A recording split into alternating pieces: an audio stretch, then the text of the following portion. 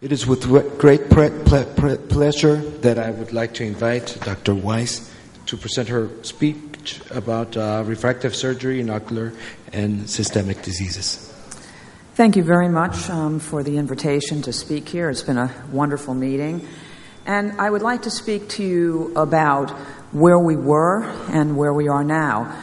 As refractive surgery has evolved from the controversial decades ago to the routine, the spectrum of indications has enlarged.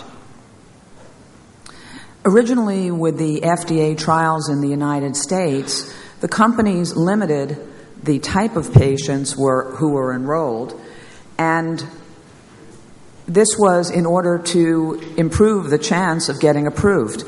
I have great familiarity with this because I've served on the FDA ophthalmic device panel for a number of years, and I've also been chairman of that panel.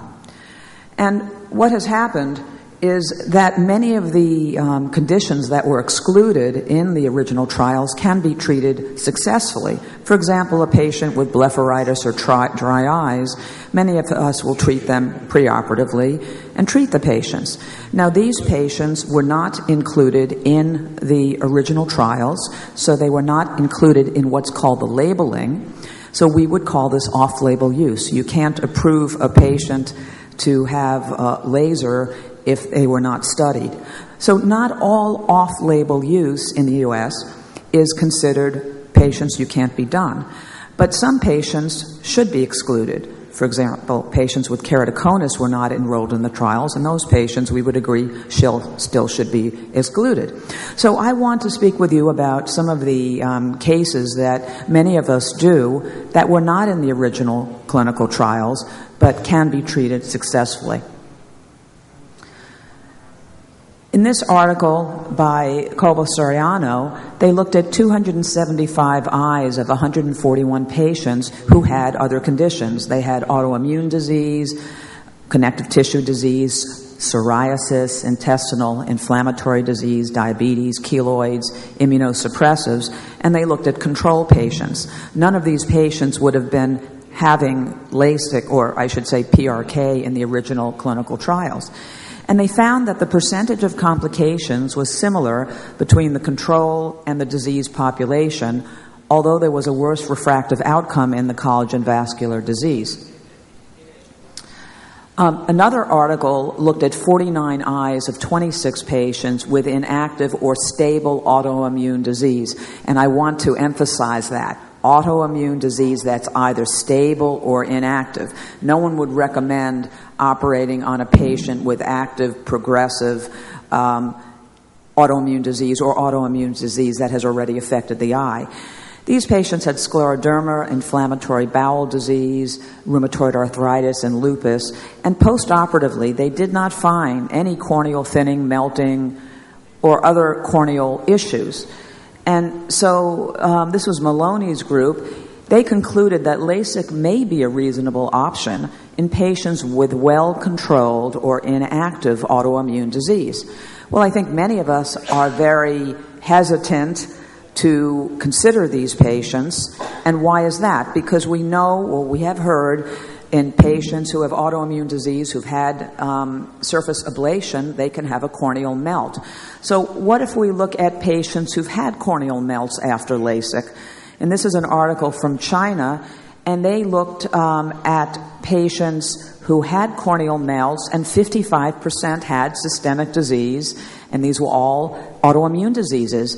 And so the opposite part is that LASIK may be an inductive factor for corneal melting and may accompany these systemic diseases. More recently, there have been a few cases found of necrotizing keratitis after LASIK, and in ulcerative colitis and well-controlled Crohn's disease. So I think we still have to have respect for the fact that autoimmune disease may be a risk factor, or is a risk factor, although there are some of these patients who are controlled or stable who may successfully have LASIK. What about other ocular diseases and who can have laser refractive surgery, although these were not in the FDA trials? Corneal dystrophies. What must we be aware of? Well, Joel Sugar had reported in 2003 a patient with corneal guttata who had corneal decompensation after LASIK. And it is interesting that if a patient has keratoconus and concomitant Fuchs, they can have a normal thickness cornea, but would not be a patient you would want to consider for LASIK. So it's very important to be vigilant when you look at these topographies.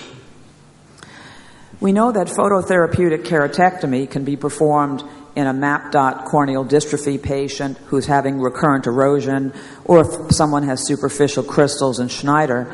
And certainly LASIK can be done in this condition, which I spoke about yesterday, which really has no effect on corneal vision, or other conditions such as Fleck and posterior polymorphous. But if there's anything that you remember from this talk, if there's one thing that you remember this slide. Avellino dystrophy is easy to diagnose in this form, but very difficult to diagnose in this young patient with just 3 little dots. And we do know, and E.K. Kim has reported this, and Doyle Stulting has reported this, that LASIK worsens Avellino dystrophy. It causes the dystrophy to progress and the cornea to become opacified. So if you're considering at all any possibility of this dystrophy in a patient, do not do LASIK. 2% of glaucoma 2% of the 10 million refractive surgery procedures that were reported in this article had glaucoma. And we know that many of our myopes will have a higher chance of getting glaucoma or ocular hypertension. So this is a big category of patients that we often see who want refractive surgery. What is the ideal candidate? Someone who has their pressure controlled well on few medications, certainly not someone who is on maximal medications.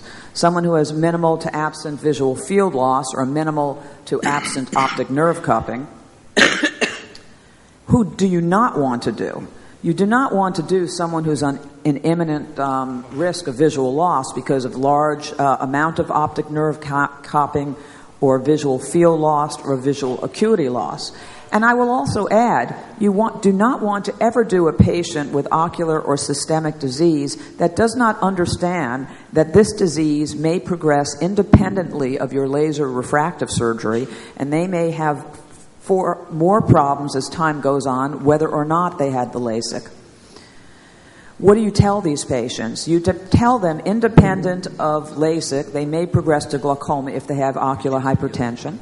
And independent of LASIK, their glaucoma will progress whether or not they have LASIK. Also, that it makes it much more difficult to assess the postoperative intraocular pressure and follow them once they've had laser refractive surgery. And in the United States, in my practice, I like to get ancillary consent for these patients, letting them document that I have told them of the added risk of this complicating factor. Now, should the surgeon do surface laser or LASIK? There are advantages on both sides. Surface laser, you don't have to put the suction ring on, so you avoid the elevated intraocular pressure, but you may be using postoperative topical steroids longer, which is a disadvantage. With LASIK, if you are putting the suction ring on with femtosecond or microkeratome, you want to minimize the elevation in pressure by minimizing the suction time. But in this article, they found that the transient elevation in pressure, with or without glaucomatous optic atrophy, did not cause damage to the nerve in their patients. What are the disadvantages of LASIK? Well, the pressure does increase 60 to 90 millimeters during flap creation, and LASIK can damage a glaucoma bleb. I will say I have not been courageous enough to do LASIK in any patient with a glaucoma bleb. Courageous or stupid enough. And there are case reports of angle closure after hyperopic LASIK surgery. Let's finish up with retinal disease. We do know myopes have a higher chance of having retinal tears and retinal detachments. And when a patient says, will Excimer increase my chance of retinal detachment? The answer is no. It will not change the chance of retinal detachment. And I do find that these patients are a very satisfactory group to have surgery, those who have anisometropia or myopia after scleral buckle. But you do want to make sure that you're not going to have the scleral buckle interfere with your pass, and you do want to see what their visual potential is. It's very important to document the preoperative pathology and let the patient know how much you can achieve if they have a pre-retinal membrane or other damage to their retina. And the final results may not be as predictable as a regular patient. Finally, with high myopes. If I have a high myope, and I will say that I don't prefer to do phakic intraocular lenses, and so if you may not be, if you prefer to do these patients, this may not be an issue, but either way, with my high myopes, I consider a retinal referral to make sure that the scleral depressed exam may not have retinal tears. And it's very important, again, to emphasize that LASIK treats the refractive error, but the patient still has a highly myopic eye with the increased risk of retinal tear and retinal detachment, independent of my refractive surgery. So, in summary, when you consider treating one of these patients and looking at the pluses and minuses, I would advise, when in doubt, don't. You should consider ancillary consent if you're afraid the patient has a poor understanding. And if the patient has a poor understanding, I would say don't. But it is good documentation of the discussion. And it's also important to emphasize there are complicating issues to temper expectations. These are very rewarding cases medically and refractively, but they are a much higher stress for the physician because the risk is higher. And also financially, I would say they're less financially remunerative because of the amount of time it takes to counsel the patient and the amount of issues that one has to address. I want to thank the organizers of the meeting for letting me speak with you today. Thank you.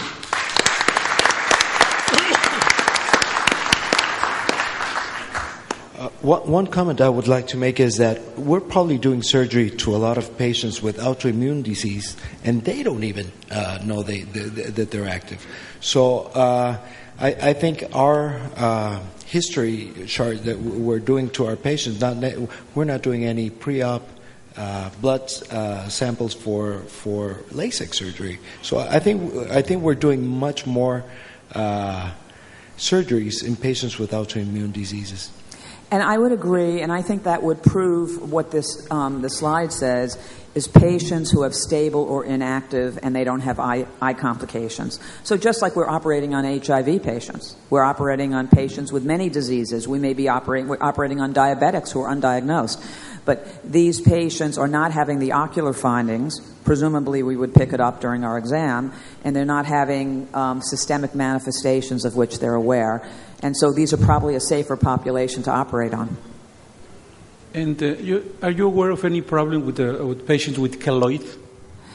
So there was, originally in the FDA trials, there was saying that you can't operate on keloids, that PRK, especially in African Americans, will make keloids worse. And then a large study was done, and I'm not sure if Maloney did this study, where he followed these people, or it might have been out of Lindstrom's, I think it was Lindstrom's group, and they found that was not true. Okay. So I'm a little nervous if I do surface ablation on keloid, African American keloids. I tell them, I may even put it in the consent form and have them sign off, but the long-term study showed that there was not a problem. Okay. Jacobo, ¿algún comentario, doctora? Towards pressure, eye pressure. The problem we have now, I believe, it's that tonometry, Goldmann tonometry. We know in this moment that is a system that doesn't work anymore. So we cannot take the pressure in a keratoconus, a corneal ectasia. We cannot take the pressure in patients after refractive surgery. We cannot take the pressure in a penetrating graft. We cannot take the pressure in a very old person because the scleral elasticity has changed. So in this moment, we don't have a real way to know what the intraocular pressure is in our patients. So what I do in refractive surgery and in ectasia, I take the pressure digital, touching the eye, I look at the optic nerve, and many cases I have that I do a retinography of the optic nerve to leave it on the record and be able to check the optic nerve by comparison in between photographies in the future. Because I had a case of a patient of keratoconus that was suspecting for the penetrating graft. I'm speaking about more than 20 years ago. I had examined the patient. I found in those days that the pressure was normal, and maybe 3 months after he came to the consultation, the first time consultation, he came back blind. He had a glaucoma, and I didn't realize he had it. So I learned that. I thank you so much for that point, Dr. Barraquer. That is so, so important. I think even though we're refractive surgeons, we still must be ophthalmologists. And the fact that you make the point that you keep on following the patient's nerve, even though the patient has had LASIK and sees well, doesn't prevent them from getting any other ophthalmology problems. And this is something I see because I'm a referral center in academic medicine often. I see the LASIK patient who goes back to their doctor complaining of vision problems, and they are told, you're a minus 0.25, don't complain. You're a plano, don't complain. But they're complaining. And then you do a regular ophthalmology exam, like for any normal patient, and you find out they have optic nerve cupping. Mm-hmm. They do have 20/25 vision, but they have glaucoma with a pressure of 18. They have optic nerve cupping. They have visual field loss. I have seen 3 patients who have had complaints, sort of nebulous complaints. Again, LASIK surgeon said, you're good, including an emergency room doctor in my hospital who said he thinks he may be crazy, but it's not so good. I did OCT. Something funny, we did MRI. He had multiple sclerosis. I've seen a second patient like that. The patient engineer said, something's wrong. He said he had problems when he exercised. I told him to come back with his sneakers. We do the exam, runs up and down the stairs. I check the vision again. He had Uthoff's symptom. He had a loss of vision on his body heating up. So it's very important. We're used to people complaining, and we do good surgery, and you get a little immune, stop complaining. But sometimes people need to have good full exams because they may have other pathology. Último comentario del doctor Nemes, por favor. Sí, cómo no. Muy agradable su plática, doctor, en aquellos pacientes en que están expuestos a un riesgo. Entre sus indicaciones habló usted de ambliopía. Generalmente en el ojo ambliope, cuando existe una diferencia de graduación entre un ojo y el otro, mayor de 4 dioptrías, hablamos de anisomiopía o anisohipermetropía, cambia de fijación el paciente. Igual aquel paciente que tiene una catarata, por mucho tiempo se le opera la catarata y cambia de fijación, tiene riesgo de desarrollar confusión o diplopia. ¿Usted ha tenido alguno de estos casos? Lo menciona el doctor Kushner en sus trabajos.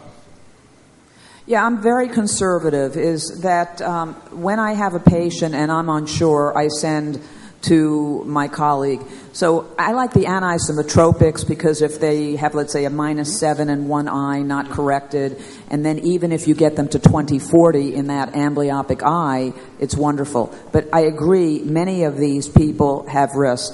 If I detect any risk, I have my pediatric ophthalmologist clear them. So if they get diplopia, it was my best chance, but I can't predict everything. Likewise, I've had some patients who've had a prior optic neuritis, a little bit of nerve changes. I have my neuro-ophthalmologist clear them. And this way, I cannot always get success. I can't predict everything, but at least the patient knows as much as we knew up front. Bien.